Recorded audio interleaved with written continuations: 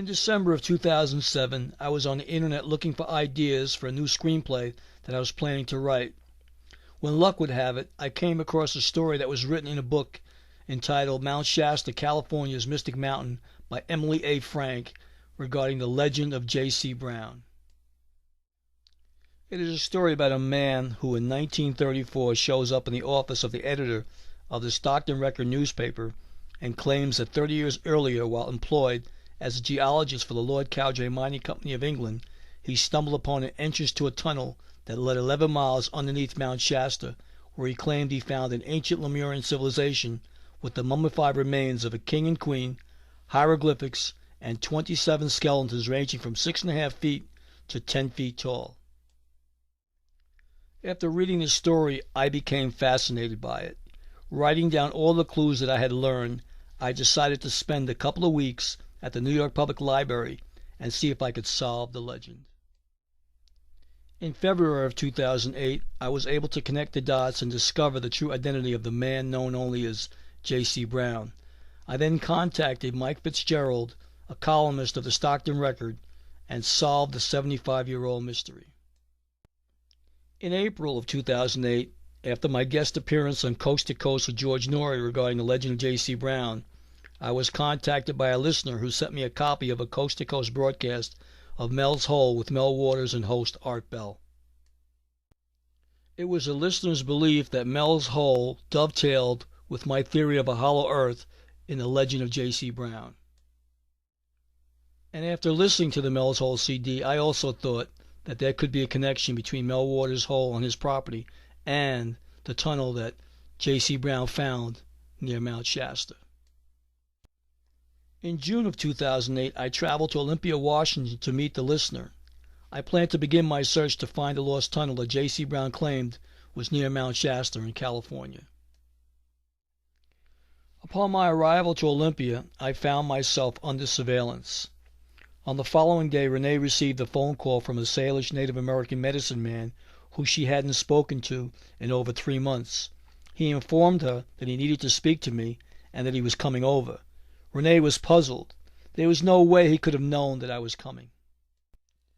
I'll call the medicine man Bobby to protect his identity.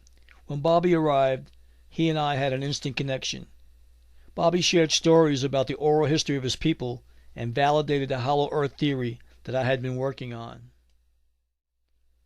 Bobby said that there were people in the development where Renee was living who were watching us. He then told Renee that he would protect us. Shortly thereafter, I was being followed by strangers and threatened on the street, and not long after that there were several attempts on mine and my friend Renee's life. What was happening to me was like a scene out of the Mel Gibson conspiracy theory movie. Who would believe that something like this could be happening in America? I had begun a journal 3 months earlier and documented each and every event. It was my plan to write a movie about my experiences and call it Stop Marconi. I knew that Hollywood wasn't ready for the truth, but YouTube was, so I decided I would put it out as a comedy on YouTube at my Sindoni Productions site. In August, I was invited by Renee to a Native American ceremonial sweat lodge on the Puyallup Reservation in Tacoma, Washington. It was there I met Dino, a member of the Sioux tribe. After the sweat, Dino invited Renee and I to the Drumming for Peace rally at the state capitol in Olympia, Washington, that was being held on the following day. It was going to be a 2-day event. When I got to the event, Dino greeted me warmly and told me that he had to go to his car because he had a gift for me. Dino returned with a handmade red alpaca sweater with a white wolf's head on the front of the sweater. After showing me the sweater, he folded it neatly and told me that he was instructed by Spirit to gift it to me. At first I was reluctant to take this sweater, but he insisted that I must take it and wear it for protection. He ended by telling me that Saint Germain was standing right behind me. I didn't know who Saint Germain was, but I was curious to find out. Later that day, I met another Native American named Raven, who was from the Algonquin tribe, who, without speaking to Dino, also told me that he could see that Saint Germain was standing behind me. Then in May of 2009, after speaking at a lecture about the legend of J.C. Brown and Mount Shasta, I was approached by an 86-year-old woman named Laverne. Laverne informed me that there was a man named Kenneth McNeel that she wanted me to meet. She ended by saying, "I don't know why I'm supposed to take you there. I just do what Spirit tells me to do." Later that week, I got a call from Laverne. She told me that she would meet me in downtown Mount Shasta and take me to meet Kenneth McNeel. Kenneth McNeel was an elderly gentleman who was 86 years old. He and Laverne had been friends for many years. Uncle Kenny, as he liked to be referred to, was the 1945 kissing sailor in Life magazine. Not long after the introduction, Kenneth took out his photo album and validated his claim. When Kenneth was done showing me his photos, he told me that he was expecting me. He went on to say that 8 months earlier he had almost passed away, but it was at that time he told Adama, the high priest of Telos, that he wanted to be taken into the city of Telos, and he wasn't ready to ascend at that time. He said that Adama then told him that he would be going up to Panther Meadows in August, and at that time he would be met and escorted in to the city of Telos. Laverne then interrupted Kenneth's tale and asked him if he knew who I was. Laverne had only introduced me by name only. He couldn't have possibly known anything about me. Kenneth looked at me for a minute and then pointed to his right and said, "I'm going to ask my personal angels, Edwin and Johnny." I stood there silently and then looked around me, but could see no one other than the three of us in the room. Kenneth then answered, "You are my older brother from Lemuria." I then joked with him and asked, "What was my name?" Kenneth quickly answered, "Your name was Randu." I then asked him, "What was your name?" And he said, "Do you promise not to laugh?" I said, "Okay, I won't laugh." "My name was Kandu. I was told by Adama that I would meet you before my ascension."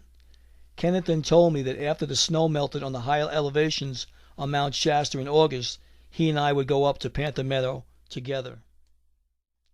Kenneth was now curious to find out what had brought me to Mount Shasta. He wanted to know about the legend of J.C. Brown. So I told him what I had learned, and then he asked that when I found the entrance to return to his home and show him a photo of what I had found. In early June, I returned to Kenneth's home to show him photos and a video that I had created for YouTube entitled "Solving the Legend of J.C. Brown." After watching the video and studying the photos, he told me that Saint Germain had entered the room with Archangel Michael and Adama, the high priest of the city of Telos.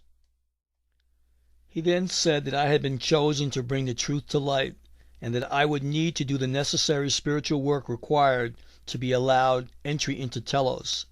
It was then that Kenneth asked me to hand him a purple book that was sitting on his coffee table. I picked up the book and handed it to Kenneth.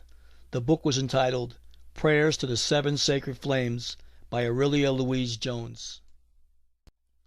As he thumbed through the book, he told me that he was very good friends with Louise, who herself was very sick and close to ascending as well. For the next 2 months, I visited Kenneth on a regular basis, bringing him a cheeseburger and a chocolate shake from Burger King. Then in August, without any warning, Kenneth passed away. After Kenneth's memorial service, I was given a laminated photo as a keepsake. Early the next morning, I was awakened by what I thought sounded like Kenneth McNeel's voice.